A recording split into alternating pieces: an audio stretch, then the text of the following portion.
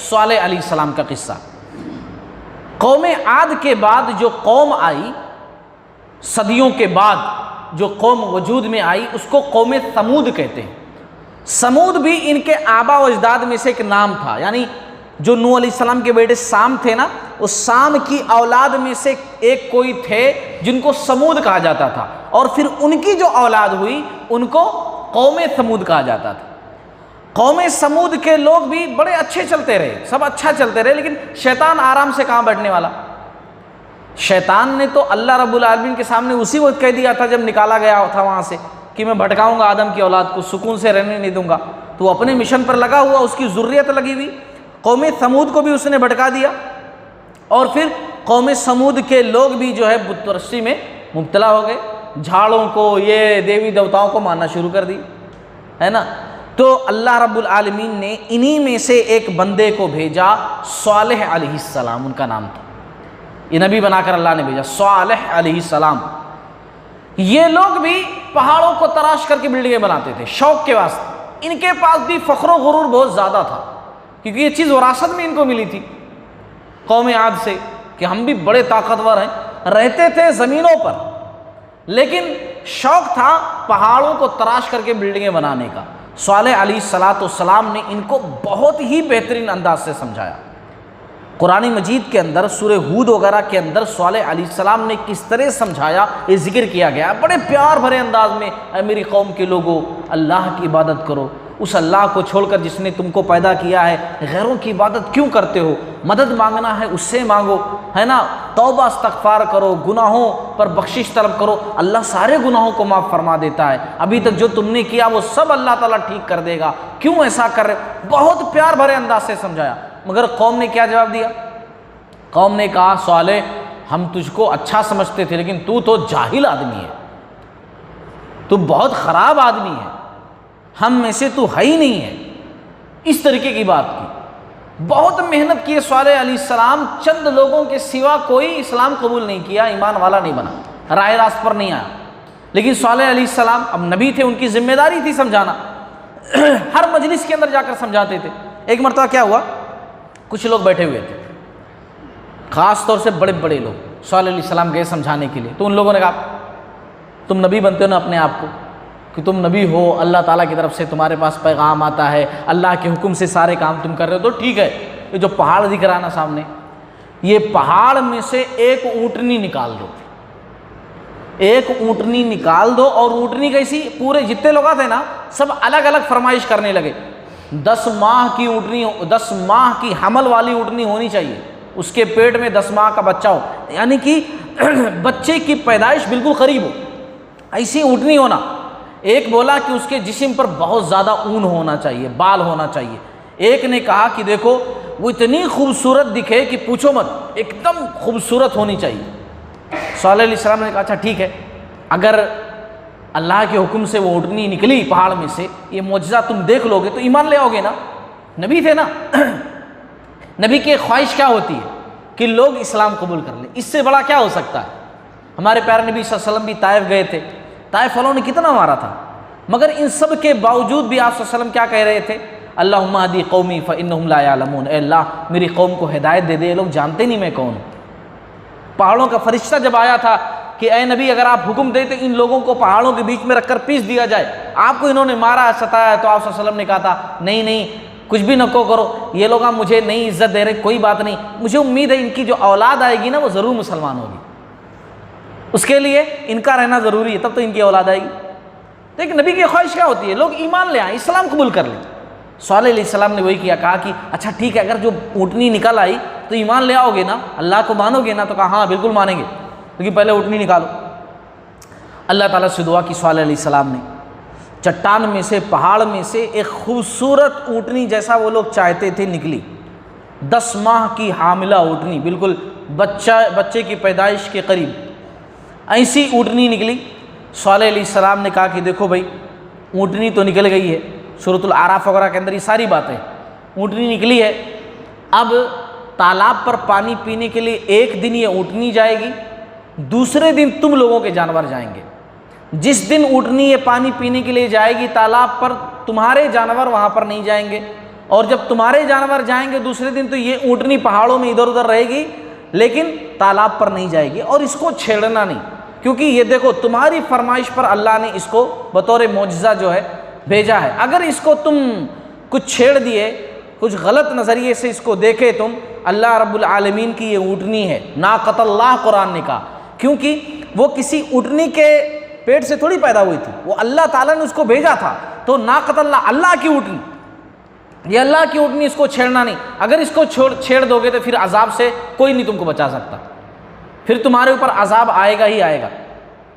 تو بہرحال اونٹنی اس طریقے سے رہتی تھی کہ ایک دن پانی پیتی تھی، بہت ڈھیر سارا پانی پی جاتی تھی، باقاعدہ یہ بات تو تفاسیر وغیرہ کے اندر لکھی ہوئی ہے کہ پورا تالاب پی جاتی تھی وہ، مگر دودھ بھی ویسے دیتی تھی، دودھ اتنا دیتی تھی کہ پوری قوم کے لوگ سیراب ہو جاتے تھے، اور دوسرے دن قوم والوں کے جانور جب تالاب پر آتے تھے اونٹنی نہیں آتی تھی۔ پھر اس کے بعد ایک دن جو ہے اونٹنی نے خوبصورت بچے کو بھی جنم دیا، وہ اونٹنی بچے کے ساتھ ادھر ادھر پہاڑوں میں پھرتی تھی، لیکن شیطان تو اپنے کام میں لگا ہوا ہے، شیطان نے وسوسہ اندازی کی، یہ دیکھ کر کے بہت سارے لوگ ایمان بھی لائے، اور بہت سارے لوگ بولے ہے کچھ بھی نہیں، ہم لوگ نہیں ایمان لاتے۔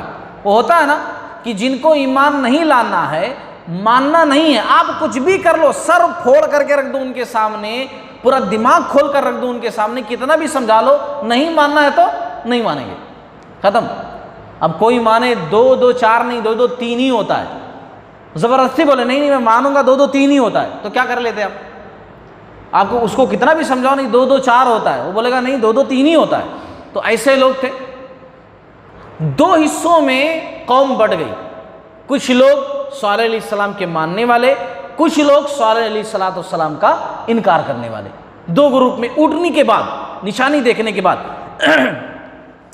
اب یہاں پر میں ذکر کروں آپ لوگوں سے کہ اونٹنی کے قتل کا پلان ان لوگوں نے بنایا، جو نہیں ماننے والے تھے ان لوگوں نے اونٹنی کو قتل کرنے کا، مارنے کا پلان بنایا، اور پلان کی جو بنیادی وجہ دو عورتیں بنی، دو عورتیں کون؟ پہلی عورت عنیزہ بنت غنم ایک عورت تھی، یہ عورت جو ہے، جو اب میں لفظ استعمال کروں پجاری جیسے ہوتا نا، پجاری یعنی کہ جو بتوں کی رکھوالی کرتا ہے اور جو چڑھاوے آتے ہیں وہ اپنے اوپر استعمال کرتا ہے، وہ اس کا ہوتا ہے، اس کا مالک ہوتا ہے، تو ایسے ہی ایک بندہ تھا، اس کی بیوی تھی عنیزہ بنت غنم، یہ عورت تھی۔ جب لوگ صالح علیہ السلام کے ماننے والے ہو گئے، بت پرستی چھوڑ کر اللہ کو ماننے والے ہو گئے، تو سب سے زیادہ گھاٹا اس کے گھر کا ہوا، چڑھاوے آنا کم ہو گئے، تو سب سے زیادہ غصے میں یہی عورت تھی، اس کا شوہر یہی ہے نا کہ صالح کی وجہ سے ہمارا دھندا چوپٹ ہو رہا ہے نہیں۔ آج بھی دیکھو اگر توحید پرستی کی دعوت دی جائے تو سب سے پہلے وہ بابا لوگ جو قبر پرستی سے کما رہے ہیں نا لاکھوں ڈھیروں ساروں روپے، ان کو سب سے زیادہ برا لگتا ہے، کیونکہ ان کا دھندا چوپٹ ہو جائے گا، جو لوگ چڑھاوے چڑھاتے ہیں، دیتے ہیں، خرچ کرتے ہیں۔ تو سب سے زیادہ غصے میں یہ عورت تھی، ہے نا، عنیزہ بنت غنم۔ اور ایک عورت اور تھی صدوف بنت فحیہ بن دہر، ایک عورت تھی، اس کا شوہر مسلمان ہو گیا تھا، تو یہ خار کھائے بیٹھی ہوئی تھی کہ صالح علیہ السلام کی وجہ سے میرا شوہر مسلمان ہو گیا اور مجھے چھوڑ کر کے چلا گیا، ایمان والا بن گیا۔ تو یہ دونوں عورتوں نے کیا کیا کہ دو لوگوں کو تیار کیا، اپنے حسن کا لالچ دے کر کے، ہے نا، مال و دولت کا لالچ دے کر کے۔ ہمیشہ دنیا کے اندر تین ہی چیزوں کی وجہ سے فساد ہوتے ہیں، زن، زر، ضمیر۔ زن، زر، زمین، زن عورت، زر روپیہ پیسہ سونا چاندی، اور زمین۔ آپ دیکھیے دنیا کے اندر جتنے بھی قتل ہوتے ہیں نا اکثر و بیشتر انہی تین وجہوں سے، زن، زر، زمین۔ اور یہاں پر زن والی بات موجود تھی اور زر والی بات بھی موجود تھی۔ دو لوگوں کو ان لوگوں نے تیار کیا، ایک تھا قدار بن سالف بن جندہ، ایک آدمی تھا، اور اسی طریقے سے ایک آدمی تھا مصدع بن مہرج بن محیا۔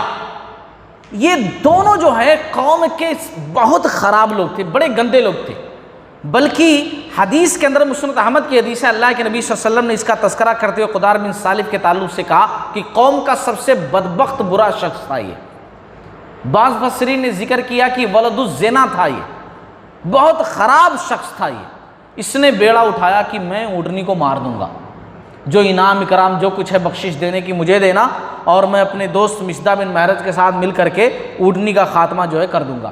7 لوگوں کو انہوں نے اپنے ساتھ اور شامل کیا، 7 اور یہ 2 9 ہو گئے۔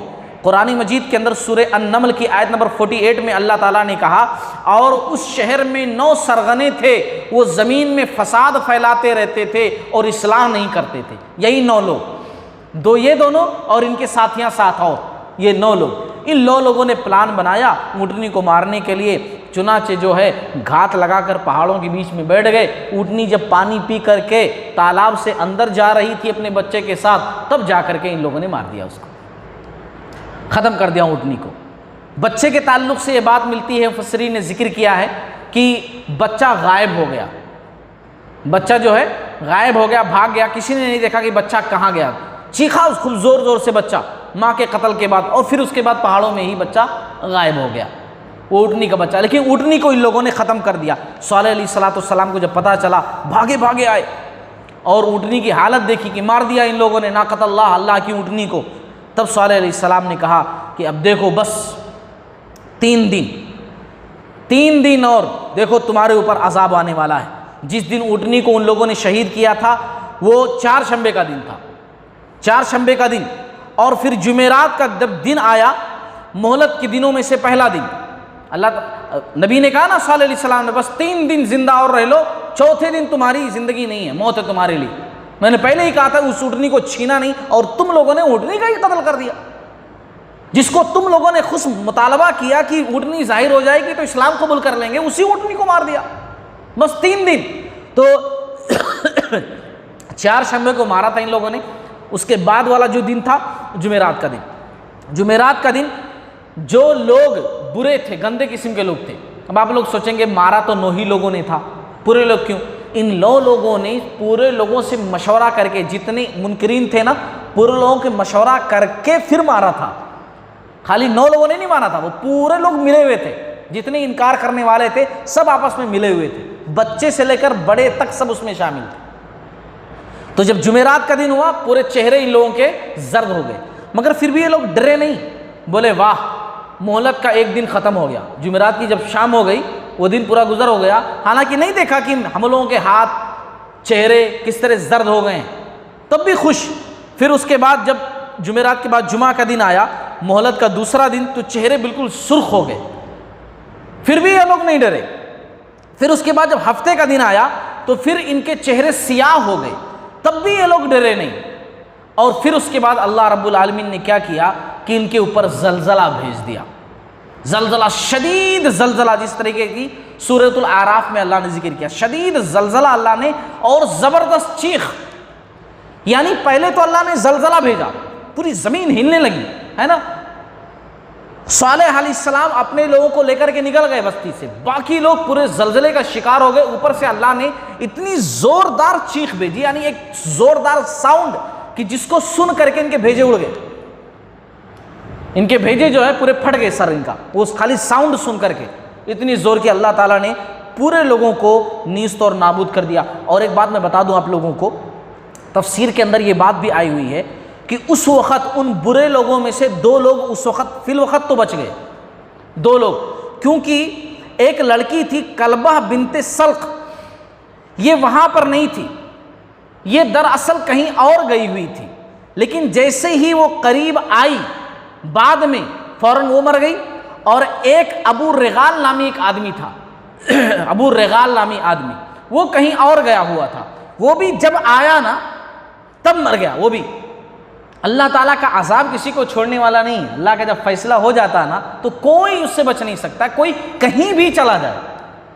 انہی میں سے، ان برے لوگوں میں سے یہ 2 لوگ بھی شامل تھے، مگر اس وقت کہیں چلے گئے تھے، وہ لوگ تھے نہیں، لیکن جب آئے تو اس وقت ان کو عذاب آیا، وہ لوگ مر گئے۔ تو اس طریقے سے اللہ رب العالمین نے قوم ثمود کو بھی ختم کر دیا، صالح علیہ السلام اور ان کے ماننے والوں کو اللہ رب العالمین نے بچا دیا۔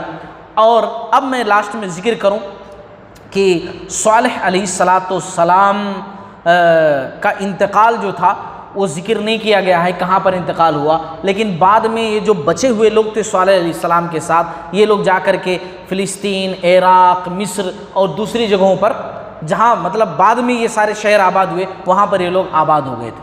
یہ تو عراق، شام، مصر، فلسطین یہ نامہ تو بعد میں آئے، اس وقت یہ نامہ بھی نہیں تھے، لیکن انہی سرزمینوں پر جا کر کے یہ لوگ آباد ہوئے تھے۔ انشاءاللہ ہم اگلے اتوار کو حضرت ابراہیم علیہ السلام کا قصہ آپ لوگوں کے سامنے ذکر کریں گے۔